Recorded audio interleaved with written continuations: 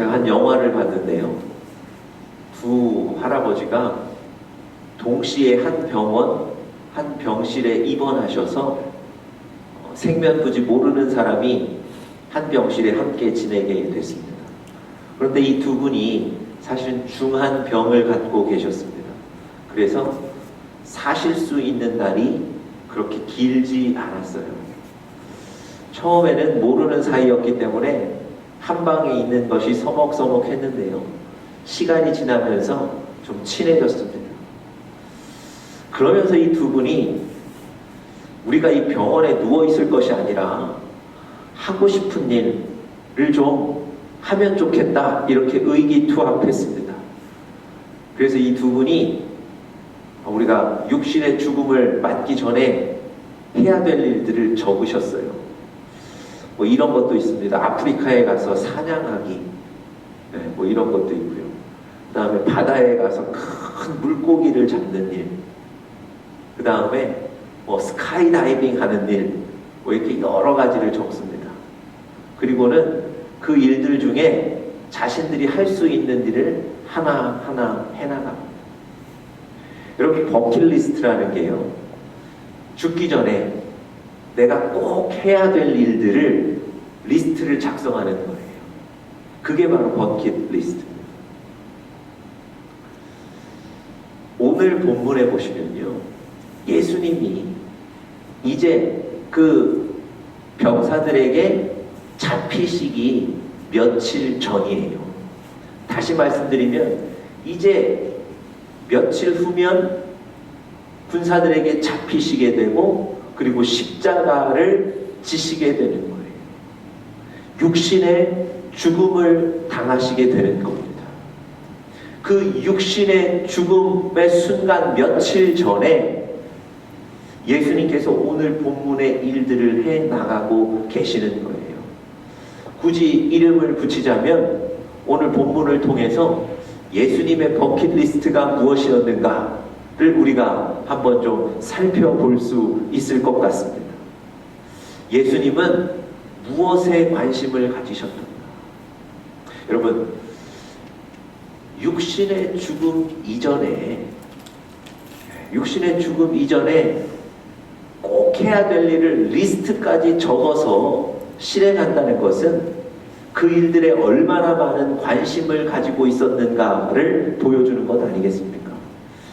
예수님의 죽음 이전에 이렇게 일들을 행하시는 것을 보면 예수님이 이 일들에 얼마나 관심을 가지셨는가를 우리가 좀 살펴볼 수 있는데요. 오늘 그것에 대해서 잠시 좀 나눠보도록 하겠습니다.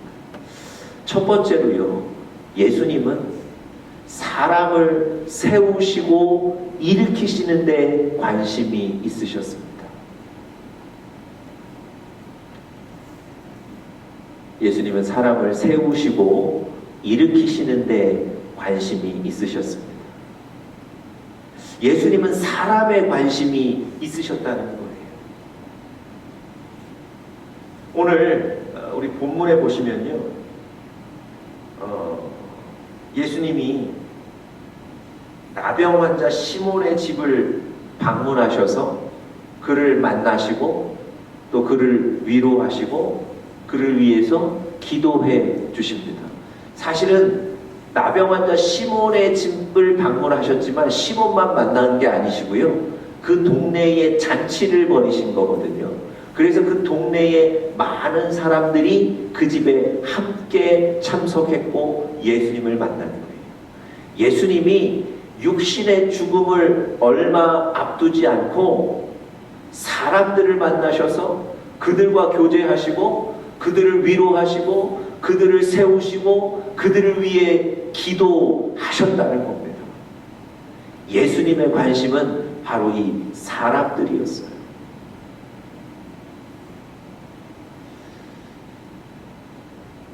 여러분, 예수님이 지금 방문하신 지역을 3절에 보시면 어디라고 설명하죠?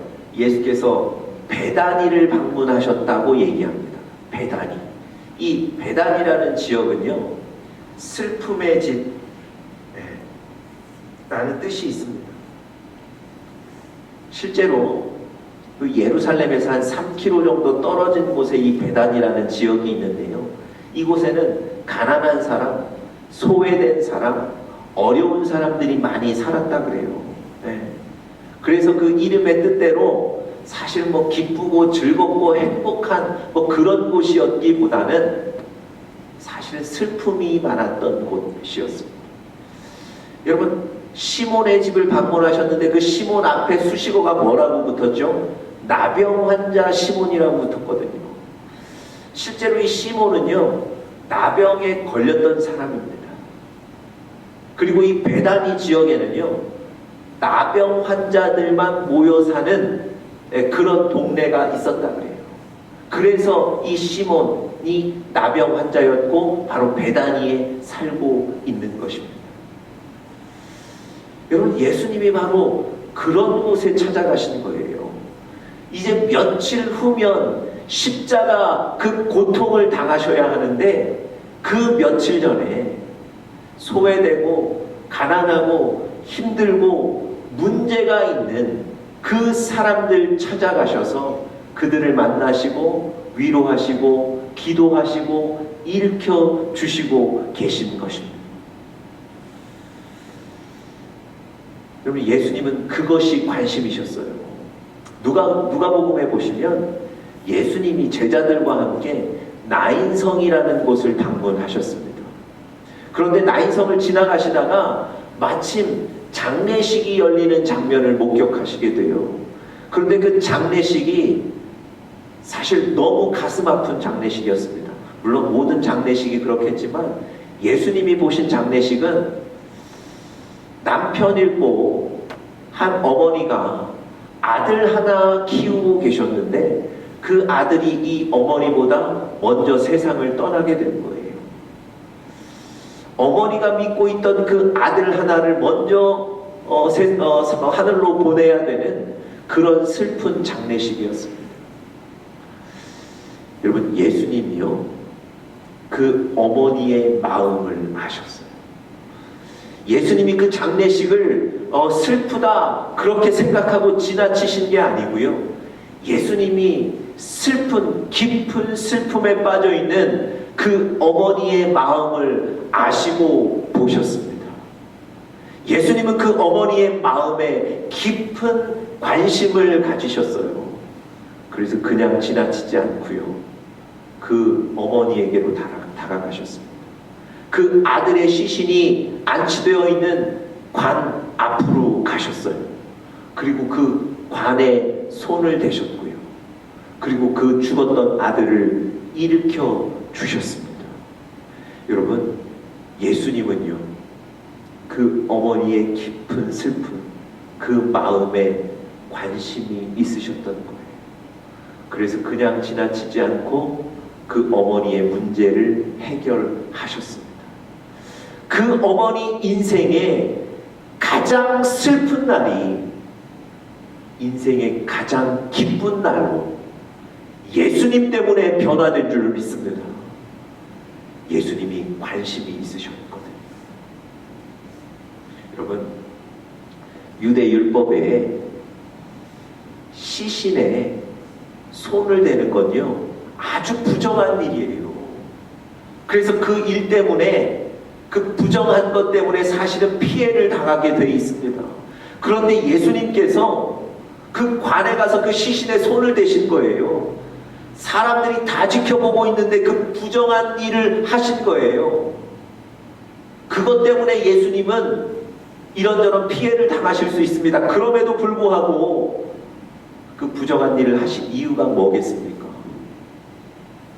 그 깊은 슬픔에 빠져있는 그 어머니의 마음, 그 어머니에게 관심이 있으셨기 때문이에요. 여러분, 예수님은요, 오늘 여러분과 저의 마음에, 오늘 여러분과 저의 아픔에, 혹은 여러분과 저의 기쁨에 관심이 있으십니다. 그래서 여러분과 저를 결단코 그냥 지나치지 않으시고요, 여러분과 저를 위해 기도하십니다. 여러분과 저를 위해 위로하세요. 여러분과 저를 일으켜주시고 세워주시는 분, 바로 그분이 예수 그리스도이십니다. 오늘도 여러분과 저의 아픈 마음을 지나치지 않으세요. 우리의 고민과 근심과 아픔에 관심을 가지시고 여러분과 저를 찾아오셔서 일으켜주시고 손을 잡아 주실 줄 믿습니다. 여러분, 그 예수님 앞에 여러분과 제가 마음을 여셔야 돼요. 예수님이 찾아오셔서 그 아픔에 함께 하기를 원하시고요, 그 아픔을 치유하기를 원하시는데, 여러분과 제가 우리의 마음을 열어드리지 않는다면 예수님이 들어오실 수 없다고 얘기하십니다. 제가 지난 주일날도 설교 중에 말씀드렸는데요, 예수님은 우리 마음의 문을 두드리고 계세요. 그래서 우리의 마음을 열어드리면, 마음의 문을 열어드리면 예수 그리스도께서 우리 마음에 들어오셔서 우리를 다스려 주시는 겁니다. 그날부터 우리의 인생이 변하는 거예요. 내가 책임지는 인생이 아니라 예수 그리스도께서 책임지시고 일으키시는 인생이 되는 겁니다. 여러분, 오늘 여러분과 제 마음을 열어드리실 수 있기를 간절히 축복합니다. 오늘 아침에 여러분과 저의 마음 그대로를, 있는 모습 그대로를 예수님께 올려드리는 거예요. 여러분, 혹은 여러분들과 제가 가끔 그런 생각을 하실 때가 있어요. 내가 너무 문제가 많아서, 사실은 나의 마음이 너무 악해서 내가 이러한 죄를 지어서 창피하기도 하고 죄송하기도 하고, 그래서 그 모습 그대로를 예수님께 올려드리는 것, 그것이 힘들다고 말씀하시는 분이 계십니다. 여러분, 예수님이 오늘 누구 집에 찾아가셨어요? 나병 환자 시몬의 집에 찾아가셨어요. 여러분, 이 시몬이 문제가 많았던 사람이라니까요. 시몬이 사실은 다른 사람들과 함께 지낼 수도 없었던 나병을 갖고 있었던 사람이에요. 물론 지금은 치료받았지만 그렇게 문제가 많았던 사람입니다. 그런데 예수님은 과거에도 그 사람 찾아가셔서 고쳐주셨던 거예요. 지금도 그 사람 찾아가 계십니다. 여러분, 있는 모습 그대로를 예수님께 올려드리시면 돼요. 나의 어떤 가장에서 더 나은 모습을 드리는 것이 아니고, 지금 있는 모습 그대로, 문제 있는 그대로, 혹은 아픔 그대로 예수님께 드리시면 됩니다. 예수님이 그를 세우기를 원하시는 거예요. 오늘 본문에 보시면 많은 사람들을 만났지만 또 한 여인을 만났다고 본문에 설명하죠. 3절에 보니까 한 여인이 예수님이 계신 그 시몬의 집에 와서 아주 귀한 향유를 예수님께 부었다 그랬습니다. 그 여인이, 사실은 이 장면을 똑같이 설명하고 있는 다른 복음서에 보면 마리아라고 설명합니다. 여러분, 그 마리아가 예수님을 찾아왔어요. 예수님께서 그 여인에 대해서 어떻게 말씀하셨습니까? 9절 제일 마지막 절 보시면, 내가 진실로 너희에게 이르노니 온 천하에 어디서든지 복음이 전파되는 곳에는 이 여자가 행한 일도 말하여 그를 기억하라. 여러분, 이 마리아라는 여인을 완전히 세워주신 거예요. 마리아라는 여인을 격려해 주셨을 뿐만 아니라 그 여인을 회복시키시고 그 여인의 믿음과 영적인 부분을 일으켜 주신 겁니다. 여러분, 이것이 바로 예수님의 관심이세요. 예수님이 오늘 여러분과 저에게 관심이 있으십니다. 오늘 여러분과 저의 마음을 아시고 그 마음을 위로하시고 일으켜 주실 줄 믿습니다. 오늘 그 예수님께 여러분들 있는 그대로 다 내놓으시는 아침 되시기를 간절히 축복합니다. 예수님의 두 번째 관심은요, 순종이셨습니다. 예수님의 두 번째 관심은 순종이셨습니다.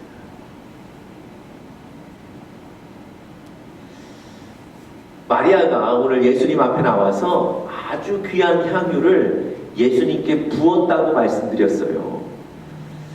여러분, 향유를, 기름을 머리부터 붓는 것은요, 왕을 삼는다는 의미가 있습니다. 그래서 여러분, 성경 우리 구약 성서들 보시면 왕을 삼을 때 기름을 부으라 그러죠. 하나님께서 사무엘에게 그 사울을 볼 때도 기름을 부으라 그러고요, 다윗에게도 기름을 부으라 그러시죠. 솔로몬을 왕 삼을 때도 기름 부었다 그러죠. 오늘 이 여인이 예수님의 몸에 기름을 부은 것은 사실은 그런 의미가 있었을 겁니다. 그런데 예수님은요, 그 여인이 자신의 몸에 기름 부은 것을 그렇게 인식하지 않으셨어요. 뭐라고 받아들이셨습니까? 8절 한번 보세요. 그는 힘을 다하여 내 몸에 향유를 부어 무엇을 준비한 것이라고요? 내 장례를 미리 준비하였다 그랬습니다. 여러분, 예수님의 머릿속에는요, 내가 십자가를 감당해야 한다, 내가 십자가에서 피 흘림으로 죄인들을 용서해야 된다, 저 죄값을 내가 담당해야 되고 나는 그 대속 제물이 되어야 한다, 이것에 온갖 관심을 갖고 계시는 거예요. 여러분, 예수님은 그 여인이 기름 부어줄 때 얼마든지 그것을 즐기실 수 있었어요. 야, 사람들이 나를 왕으로 인정하고 있구나. 더군다나 지금 시몬의 집에서 잔치를 벌여주는 것 아닙니까? 많은 사람들이 예수님 보기 위해 찾아왔잖아요. 얼마든지 예수님은 그 순간에 그것을 즐기시고 그것을 누리실 수 있었어요. 그런데 예수님은 그 순간에도 하나님이 나에게 주셨던 그 사명, 그것을 감당해야 한다, 그것에 순종해야 한다, 그 순종에만 관심을 갖고 계셨던 거예요. 여러분, 그래서 우리가 십자가 사역을요, 순종이라고 표현합니다. 예수님께서 십자가에 달리셔서 피 흘리신 그 귀한 일을 우리는 순종의 사역이라고도 표현하는 겁니다. 여러분, 여러분과 저에게는 어떤 관심이 있습니까? 여러분, 우리의 관심도 순종이어야 할 줄 믿습니다.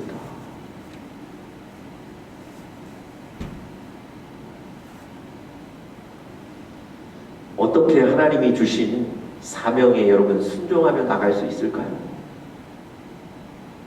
성령입니다.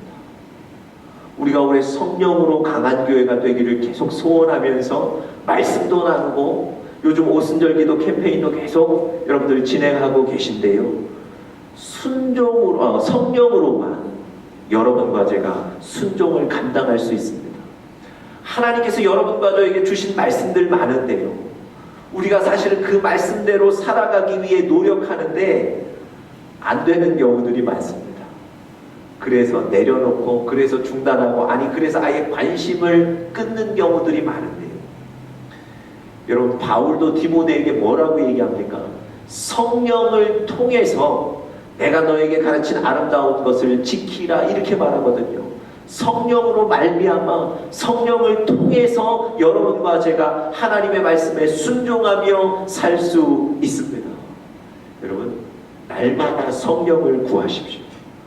날마다 그 성령을 붙잡고 나아가십시오. 우리의 관심이 순종이 될 수 있기를 간절히 바랍니다. 마지막 세 번째로요, 예수님의 관심은 영적인 분별이었습니다. 예수님의 관심은 영적인 분별이었습니다. 여러분, 예수님은요, 죽음을 앞두신 그 마지막 순간에도 영적인 분별, 무엇이 영적으로 옳은 것이며 그래서 내가 그 영적으로 옳은 것을 붙잡아야 된다, 이것에 관심이 있으셨어요. 여인이 와서 예수님에게 기름을 부었다 그랬죠. 그런데 여러분, 그 주변에 있던 많은 사람들은 그 여인을 비난했어요. 뭐라고 비난했습니까? 아니 그 귀한 향유를 밖에 나가서 팔아서 300데나리온을 받아와서 그걸로 가난한 사람 도왔으면 얼마나 가치 있었겠는가? 여러분 이렇게 그 여인을 비난해요.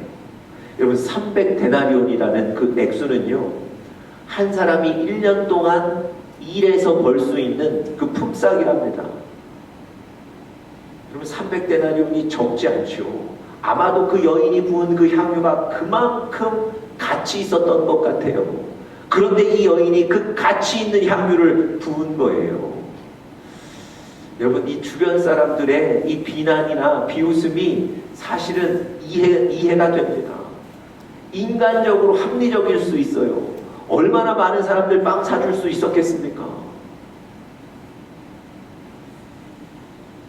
그런데 예수님은요, 그 여인을 칭찬하셨어요. 그 사람들을 책망하시고 오히려 이 여인을 칭찬하시면서 이 여인이 한 일을 복음이 전파되는 곳마다 함께 전하라고 이 정도로 이 여인을 칭찬하셨어요. 왜 그랬을까요? 7절, 그 이유가 7절에 나와 있습니다. 가난한 자들은 항상 너희와 함께 있으니 아무 때라도 원하는 대로 도울 수 있거니와 나는 너희와 항상 함께 있지 아니하니라. 여러분 무슨 얘기입니까? 가난한 사람 도와주는 게 나쁘다는 게 아니에요. 가난한 사람 도와주는 것 좋습니다. 그런데 지금은 뭐 할 때라는 겁니까? 이제 곧 십자가를 지실 그 예수님, 그 장례를 준비할 때라는 것. 예수님은 그렇게 영적인 분별을 하기를 원하셨던 거예요. 여러분 실제로 가난한 사람들은 계속 있어서 도울 수 있죠. 그렇지만 예수님은 며칠 뒤에 십자가를 지셔야 하는 거예요. 이 여인이 향유를 부은 것, 그것을 예수님은 어떻게 해석하셨습니까? 장례를 준비한 거라고. 그것이 바로 영적인 분별이고 영적으로 해야 될 일이라고 말씀하신 거예요. 여러분, 여러분과 제가 우리의 삶에 영적으로 분별해서 무엇이 중요한 일인지 그것을 붙잡으셔야 됩니다. 기도할 때가 있어요. 예수님이 기도하라고 여러분과 저에게 마음을 주실 때가 있습니다. 그것을 분별하셔서 그때는 결단하고 기도하셔야 돼요. 그때가 바로 기도할 때인데 우리가 그것을 분별하지 못하고 그때를 지나칠 때도 있습니다. 누군가에게는 아마 이번 새벽 기도를 하나님께서 마음에 감동하셨을 거예요. 그래서 이 새벽 기도에 나가서 기도하라고 말씀하셨을 겁니다. 여러분 그때 그 기도에 순종함으로 그 기도의 기회를 잡으셔야 돼요. 영적인 분별이고 그래서 영적으로 가장 중요한 일에 여러분 시간을 들이셔야 됩니다. 여러분 예수님께서 겟세마네 예수님께서 그 동산에 올라가셔서 기도하실 때 제자들을 데리고 가셨는데요. 그 제자들이 같이 기도하기를 예수님은 원하셨는데 너무 피곤해서 자꾸 졸고 자꾸 자고 그랬죠. 예수님이 2번을 오셔서 그들을 깨우셨습니다. 같이 기도하자고 권면하셨어요. 그런데 마지막에 오셨을 때는 깨우시고 기도하라고 권면하시지 않았어요. 뭐라고 권면하셨습니까? 이제는 때가 됐으니까 내려가서 쉬라고 말씀하셨어요. 기도의 기회를 놓친 거예요. 영적으로 분별하지 못해서 그 귀한 순간 영적인 노력을 하나님께 드리지 못한 거예요. 물론 여러분 내려가서 기도하면 되죠. 내려가서 다음부터 정신 차리고 잘 기도하면 되죠. 그런데 그 문제를 향한 그 시간에 그 문제를 향해 기도하는 기회는 놓친 것 아닙니까? 여러분 예수님께서 여러분과 저에게 영적인 분별을 원하세요.